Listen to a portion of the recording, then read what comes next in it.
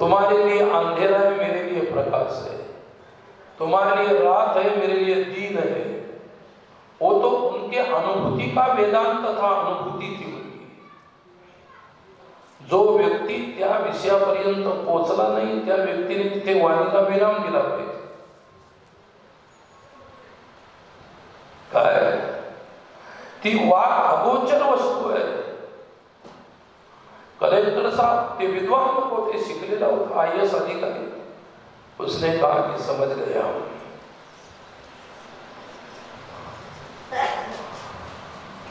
तस्य भासां सर्वमेवं विभाती।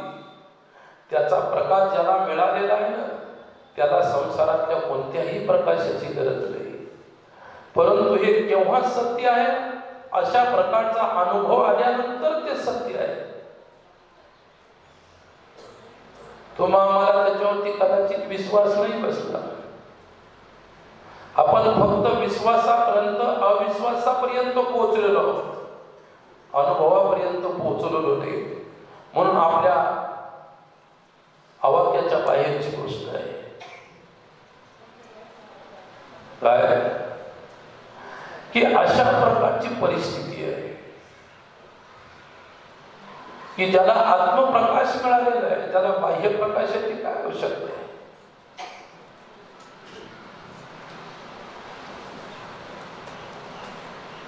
ते लोग निघून गेले, मी राहिलो। मैंने उन 7 लोगों का कि मैं महात्मा जी के पास रात भर रुकता हूँ, कल देखूंगा मेरा आना होगा तो आ जाऊंगा। नहीं बोले वो महात्मा नहीं आते तो आप तो आ जाओ। बोले कोई बात नहीं। ते सर्व गेल्यानंतर मला एकांतात मोका मिळाला। साधूला बोलण्यासाठी एकांतात मोका असला पाहिजे। दयाळू साधू जर एकदा उमलला ना, तुम्हाला काय देऊन टाकेल सांगता येणार नाही। म्हणून साधूला भेटायचं असेल तर एकांतात भेटावं। संसारी लोकांची गोष्ट नाही सांगत। साधकाने जर साधूला भेटायचं असेल तर एकांतात भेटलं पाहिजे। त्यावेळी त्याला जे तुम्हाला अपेक्षित असेल ते मिळू शकतं। माऊली म्हणतात मग अपेक्षित आपुले, मग म्हणजे एकांतात भेटल्यानंतर मग अपेक्षित आपुले सांगतील कुशिले, जेणे अंतकरण बोधले संकल्पालय। संकल्प शून्य जीवन म्हणजे ज्ञानी जीवन, ज्याच्यामध्ये संकल्पही उठत नाही आणि विकल्पही उठत नाही। आत्मबोधाने संकल्प विकल्पाची निवृत्ती झालेली आहे। तो महात्मा, तो साधू म्हणाला, मग मी एकांतात सापडलो त्याला। हमने कहा बाबा जी, हम लोग जब आए थे तो आप अंधेरे में पढ़ रहे थे। बोले उसमें क्या विशेषता है? पढ़ रहा था अंधेरे में। आपके लिए तो कोई विशेषता नहीं, लेकिन हमारे जैसे लोगों के लिए तो बहुत विशेषता थी। हमने कहा आपको तो कोई दिया जलाया नहीं, कोई कंदील नहीं जलाया, कोई प्रकाश नहीं है। अरे बोले क्या प्रकाश की आवश्यकता होती है? अभी तू प्रकाश तक पहुंचा ही नहीं, इसलिए तू नहीं समझ पाएगा। और एक लाइन उन्होंने अंत में मुझे कही कि तेरे पास अभी आंखें नहीं है। तेरे पास यदि आंखें होती ना तो मेरे जैसा तू ही अंधेरे में पड़ लेता। मला उत्तर मिळालं, मला जे समजायचं ते मी समजून गेलो। मला आता पुढे बोलण्याची आवश्यकता नाही। जे ज्ञानी लोक असतात, विद्वान लोक असतात, जे साधू पुरुष असतात, ते जास्त बोलत नाही, ते जास्त प्रवचन करत नाही, जे जास्त कोणतंही व्याख्यान करत नाही, जास्त भाषण करत नाही।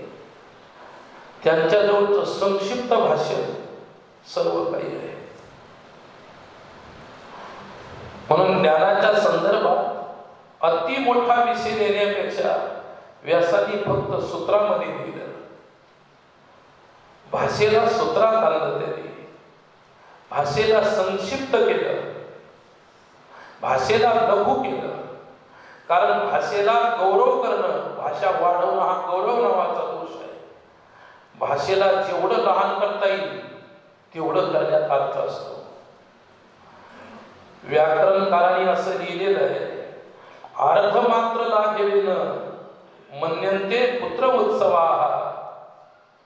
एवढी मोठी गोष्ट संक्षिप्त मध्ये करून सांगणं, ज्याला अनेक दिवस पर्यंत पुत्र झाला नाही आणि अचानक त्याला पुत्र प्राप्ती व्हावी, त्या पुत्र प्राप्तीचा जेवढा आनंद होतो तसा पंडिताला, विद्वानाला, भाषेला लाघव करण्यामध्ये आनंद होत असतो. पुत्र उत्सवाचा आनंद अर्ध मात्र लागवे, अर्ध मात्र जरी कमी झाली तरी त्यांना पुत्र उत्सवाचा आनंद होतो. हे वैयाकरणी लोक सांगतात. तर मी तुम्हाला उदाहरण सांगत होतो. चोर आले त्या गावामध्ये आणि त्या चोराने आता भिकारी दरिद्र असणाऱ्या व्यक्तीच्या घरामध्ये प्रवेश केला आणि तो अंधारात पडलेला होता. फाटलेली तुटलेली बाज होती, त्या बाजावर गोधडी सुद्धा नाही, तसाच पडलेला होता. अंगावरती फाटलेले कपडे आणि दरवाजावर नुसती अशी थाप मारल्याबरोबर दरवाजा उघडला. चोर म्हणाले, काय भाग्य आहे, आज दरवाजा सुद्धा उघडाच पडलेला आहे. आतल्या व्यक्तीला वाटलं आपल्या घरात काही चोरून न्यायसारखं नाही तर दरवाजा लावण्यात काय अर्थ आहे. तुम्ही तर कोंड्यावरून पावलं भरोसा नाही किंवा त्याच्या आतूनही दुसरी काहीतरी तयारी असते तुमची. त्याच्या घरात तसा दरवाजा तोडला, तसाच उघडला, तसा तो समोरच पडलेला होता आणि तो जागाच होता. त्याला काही झोपाही आलेली नव्हती. तो उठला. उठल्याबरोबर त्याने अगोदर रामराम केला. तसं रात्री तर माझ्या घरात कोणीच घुसत नाही, कोणी प्रवेश करत नाही, तुम्ही आला आहात रामराम. बापरे, रामराम. तो म्हणाला, फक्त परिचय सांगा, बाकी जे करायचं ते करू शकता. ते म्हणजे परिचय तुला कल्पना नसेल, आम्ही चोर हो, अट्टल टाकतो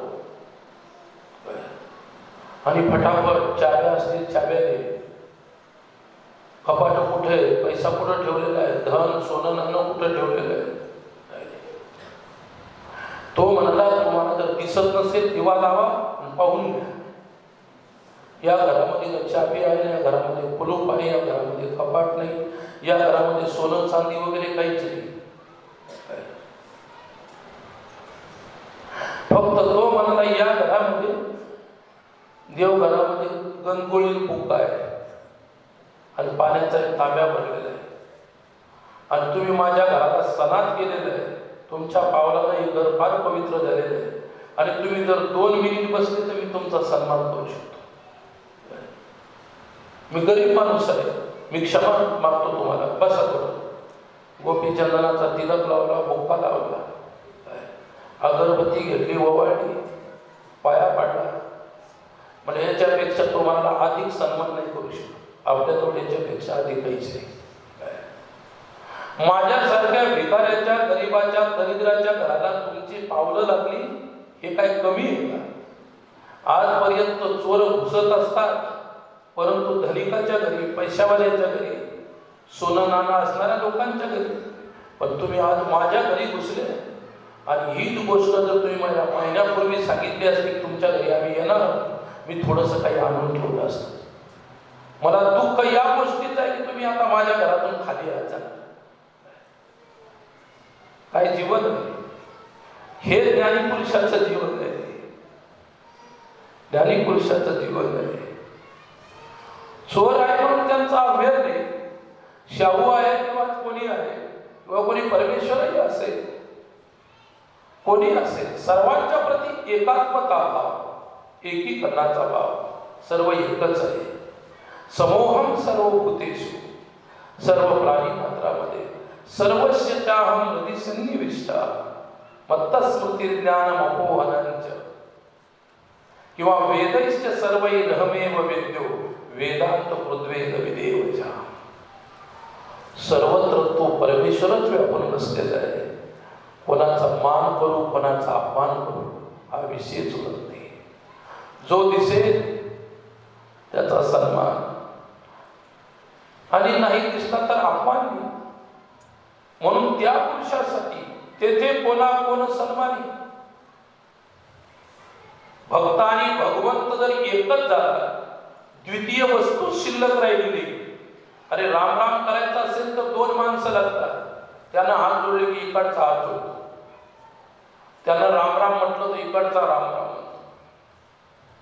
व्यवहार प्रारंभ करण्यासाठी, क्रियेचा आरंभ करण्यासाठी कमीत कमी 2 वस्तूची आवश्यकता असते किंवा 2 पेक्षा अधिक वस्तूची आवश्यकता असते.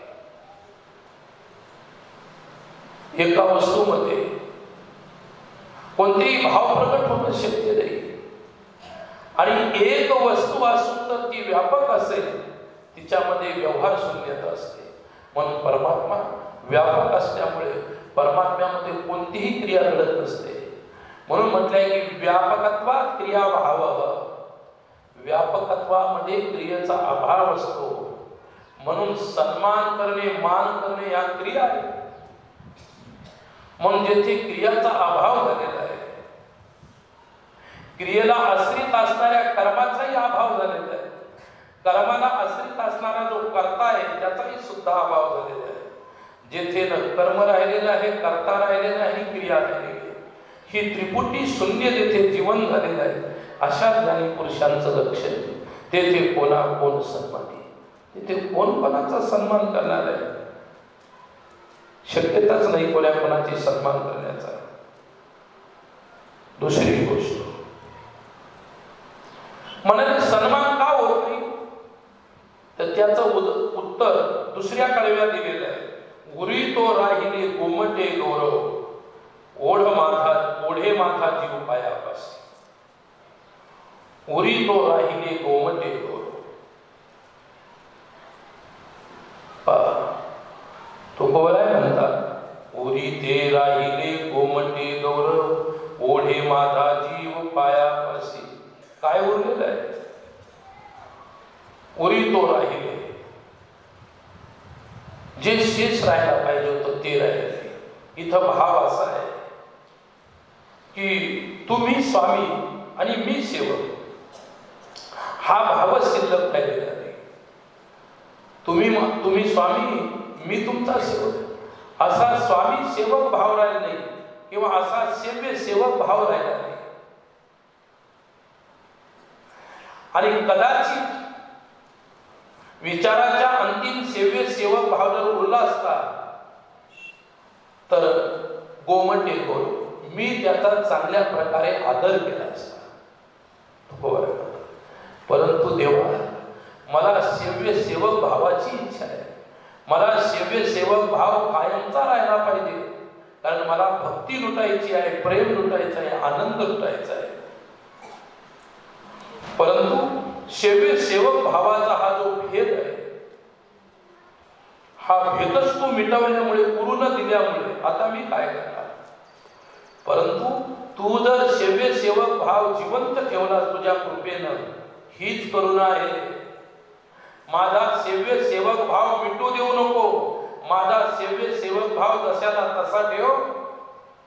तर ओढे माझा जीव पायापाशी, तर मी तुझ्या चरणाशी रमल्याशिवाय माझ्या जीवनाची, माझ्या अंतःकरणाची ओढ तुझ्या चरणाच्या प्राप्तीकडे लागेल. मला प्राप्तीचा आनंद महत्वाचा आहे. मला मिटवायचं नाही, मला जाग ठेवायचं आहे, जिवंत ठेवायचं आहे. मी सांगितलेलं आहे तुम्हाला, भक्तीचा भाव हा द्वैतस्पर्शी भाव असतो. भक्ती भावाला द्वैताचा स्पर्श असल्यामुळे ते सेव्य सेवक भाव त्यांनी जिवंत ठेवला.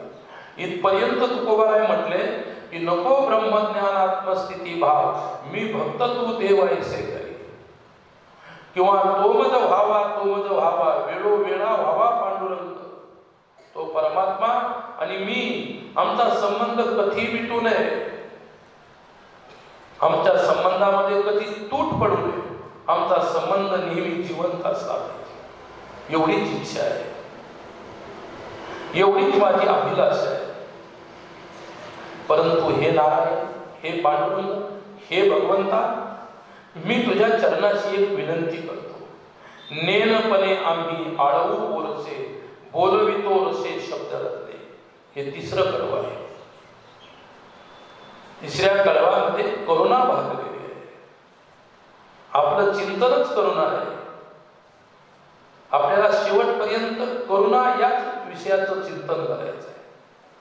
तुकोबारायांच्या वेगवेगळ्या अभंगातून नेनपणे आम्ही आळवू वरसे. नेनपणामधून आपलं त्यांनी अज्ञान भगवंताच्या समोर मांडलं. तेव्हा मी अज्ञानी आहे, मला तुझं अजून ज्ञान झालेलं नाही, आणि तुझं जोपर्यंत ज्ञान होणार नाही तोपर्यंत मी तुला आळवीत नाही. येथे मी शब्दाचा प्रयोग न करता आम्ही शब्दाचा प्रयोग केला. आम्ही शब्दातून आम्ही सर्व वैष्णव, जोपर्यंत तुम्हाला आम्ही ओळखू शकत नाही तेव्हा तोपर्यंत तुम्हाला आळवत राहू. आणि आमचा असा आग्रह नाही की आम्ही लवकरात लवकर तुला ओळखायला पाहिजे. परमार्थ म्हणजे घाई नसते. परमार्थात येण्याची घाई आहे, परंतु परमार्थात आल्यानंतर घाई करायची नाही. माऊली म्हणतात, तरी झडझडोनी वैलानी ये भक्तीची ये वाटेला, तरी तू पावसी अव्यंग निज धाम माझे. झडझडोनी वैलानी, हे बघ, संसाराचा त्याग करण्यासाठी संथ गती नको धरूस, तिथे शीघ्रता कर, अविलंब कर. कारण काय?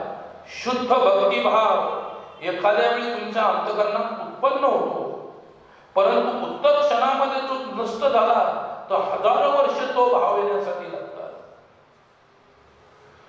भक्तीचे पवित्र भाव अंतःकरणामध्ये जागे करण्यासाठी न जाणे किती जन्माची साधना लागू शकेल सांगता येणार नाही. लक्षात ठेवा. म्हणून ज्यावेळी शुद्ध अंतःकरणातला भाव पवित्र रूपाने प्रगट झाल्याबरोबर तुरंत कामाला लागलं पाहिजे. त्यागाची वृत्ती असेल, प्रेमाची वृत्ती असेल, भाव अनुकूल झाला की तुरंत ते कार्य केलंच पाहिजे. तुकोबाराय म्हणतात, नेनपणे आम्ही आळू ओरसे. ओरसे शब्दाचा अर्थ आहे प्रेमभावाने, प्रेमरसाने. तुला आम्ही प्रेम भावाने आळू, जोपर्यंत तुझं स्वरूप जाणू शकत नाही, तू जाणल्या जाऊ शकत नाही, तोपर्यंत आम्ही वैष्णव, मीच नाही, माझ्यासारखे अनंत वैष्णव. आणि उत्तरार्धामध्ये बोलवितो रसे शब्द रत्ने, बोलवितो रसे शब्द रत्ने. रस शब्द, शब्द जर अलंकारिक असेल, शब्द जर शृंगारित असेल, शब्द जर नवरसाने उत्थमलेला असेल, भरलेला असेल, माऊली म्हणतात, नवरसे भरवी सागरू करवी उचित रत्नाची आगरू, की भावार्थाची गिरीवर होदी आलेला. माऊलीची ज्ञानेश्वरी आणि तुकोबारायांचा गाथा काय, दोघांमध्ये इतकं सामिप्य आहे.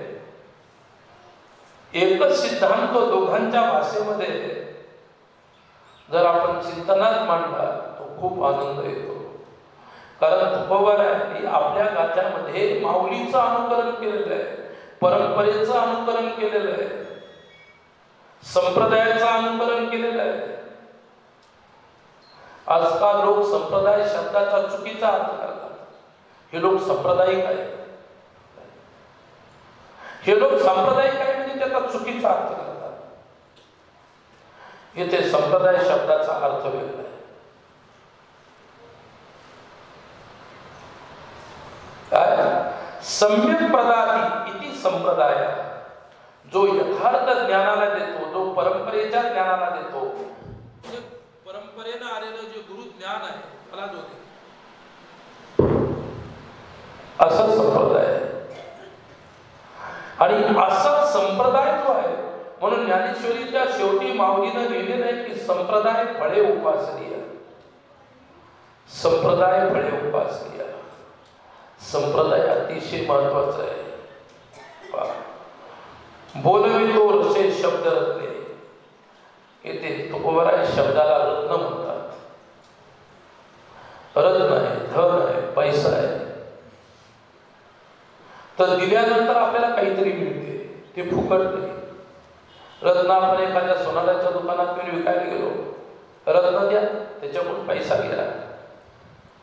रत्न हे व्यर्थ नाही. आपला विषय होता की रसे शब्द रत्ने, शब्दाला त्यांनी रत्न केलेलं आहे आणि त्या रत्नामध्ये रस आहे. सोन्याचं फुल केलं आणि ते जर नाकाला लावलं त्याच्यातून सुगंध सुगंध येणार नाही. परंतु ओरिजिनल गुलाबाच्या वृक्षावरती उमललेलं फूल जर असेल नाकाजवळ नेल्याबरोबर त्याचा सुगंध येतो. कारण गुलाबाच्या फुलाचा संपर्क गंधाशी आहे. न्यायशास्त्रामध्ये तत्र गंधवती पृथ्वी सा द्विधा नित्या अनित्याच. पृथ्वी गंधवान आहे. यत्र यत्र गंधवत्वम तत्र तत्र पृथ्वीत्वम. जेथे जेथे गंध आहे तेथे तेथे पृथ्वी आहे. म्हणून गुलाबाच्या मुळ्यांचा संबंध पृथ्वीशी आहे आणि गंधवती पृथ्वीतून तो गंध घेतात आणि ते गंध फुलापर्यंत जाऊन पोचतो. म्हणून फुलाला सुगंध आहे. सोन्याचं कमळ तयार केलं, लावलं नाकाला, त्याच्यामध्ये सुगंध नाही. म्हणून तुकोबारा इतके हुशार आहे. ते म्हणतात रसील शब्द रत्ने. शब्द हे रत्न आहे, परंतु ते रस प्रसवणारं रत्न आहे. शब्दामध्ये रस प्रसवण्याचं सामर्थ्य आहे. म्हणून म्हणतात बोलवितो रसे शब्द रत्ने. पांडुरंगा, तुला मी शब्दरत्नाने, रसपूर्ण शब्दरत्नाने बोलवित आहे. कारण तू रसाशी आकर्षित होशील. कारण तुझं स्वरूप सुद्धा रस आहे. म्हणून श्रुती सांगते रसो वैसा, परमात्मा स्वयं रस आहे. रस आणि रसानुभूती याच्यामध्ये भेद नाही. म्हणून तुझ्यातला आणि माझ्यातला मी भेद बाजूला ठेवून बोलतो. आणि दुसरी गोष्ट, भक्ती करण्यासाठी तुझ्यात आणि माझ्यामध्ये मी भेद ठेवतो. तुझ्यातही रस आहे, माझ्यातही रस आहे. आणि त्या दोन रसाचा मिलाप झाला पाहिजे, एकीकरण झालं पाहिजे, अशी मला इच्छा आहे. तुझ्यातला प्रेमरस, माझ्यातला प्रेमरस. तुझ्यातला भक्तिरस, माझ्यातला भक्तिरस. तुझ्यातला भावरस, माझ्यातला भावरस. हे एक झाले पाहिजे, तरच खरा आनंद लुटता येईल. आणि तो आनंद लुटण्यासाठी मी तुझ्या चरणापाशी हट्ट करतो. हे शेवटच्या कळव्या सांगितलंय. तुका म्हणे लळे पाळीवो विठ्ठले, काहे उरविले भेदाभेद. तुकाराम महाराज म्हणतात, पांडुरंगे विठ्ठले, माय बाबा, मी तुझ्या चरणाशी एकच प्रार्थना करतो. तू माझा लळा म्हणजे हट्ट पूर्ण कर. पाळीवो विठ्ठले, माझा एकच हट्ट आहे. काहे उरविले भेदाभेद. मला हे सांग, सेव्य आणि सेवकाचा हा भेदाभेद तू त्या ठिकाणी भेद का उरवला? तुला जर भेद उरवायचा असेल आणि तुला जर भेद उडवायचा असेल, ती तुझी इच्छा आहे. भेद राखून भक्ती द्या. तुकोबाराय म्हणतात, भेद राखून भक्ती द्या. तुम्हाला जर भक्ती द्यायची असेल त्याच्यामध्ये सेवेक भाव ठेवा. किंवा भेद नाहीसा करून ऐक्य म्हणजे अभेद. तुमची इच्छा आहे भेद ठेवायचा, तर मग भेद राखून भक्ती द्या. आणि तुमची इच्छा नसेल तर भेद नाहीसा करून अभेद द्या. दोन्हीपैकी कोणतं तरी एक द्या. पण माझी प्रांजळ इच्छा आहे, तुमचा आनंद रस लुटण्यासाठी तुम्ही आणि मी हे वेगवेगळेच असले पाहिजे. आणि ज्या दिवशी तुमची इच्छा होईल की मला अभेदाला प्राप्त करून द्यायचं आहे, त्यावेळी माझा भेद काढून घ्या.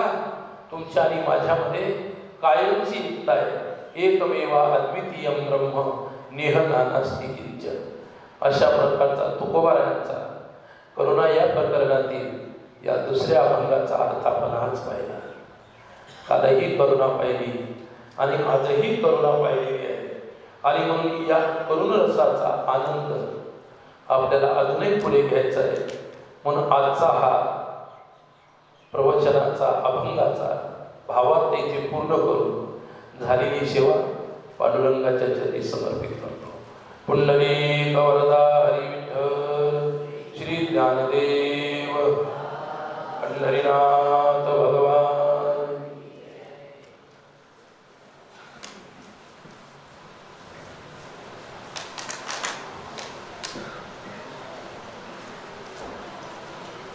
इकडे पहा, मुक्कामी राहणाऱ्या भक्तांच्यासाठी सूचना आहे. काल आम्ही सूचना दिली होती की स्वच्छता ठेवा. संपूर्ण भारतामध्ये स्वच्छता अभियान हे केलं जातं आणि इथं राहणाऱ्या लोकांनी उन्हाळा आहे सांगितलं की ज्यालाही बाहेर शौचाला संडासला जायचं असेल त्यांनी या बाजूला जायचं. इकडे आपल्याला हे शेवटच्या महापंक्तीसाठी स्वच्छता ठेवायची. याच्या वरचं शेत आहे, शेवटच्या दिवशी रात्रीची पंगत त्या वरच्या शेतामध्ये असते. इतकं सांगूनही सकाळी बरोबर तिकडं बाहेर